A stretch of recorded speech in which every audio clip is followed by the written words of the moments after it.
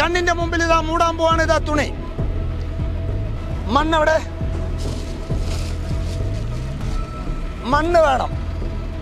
മരം വേണമെങ്കിൽ മണ്ണും വെള്ളമൊക്കെ വേണം, എന്നാലേ ഇത് മാവാവുള്ളൂ. എല്ലാവരും കൈയടിക്കണം കേട്ടോ പറയുമ്പോൾ. തുണി ഞാൻ എടുക്കാൻ പോവാണ്.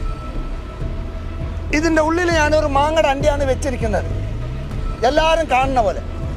ഇത് ഞാനിപ്പോൾ കൊട്ട പൊന്തിക്കാൻ പോവാ. എന്നെ നോക്കരുത്, ഈ കൊട്ടയ്ക്ക് നോക്കണം.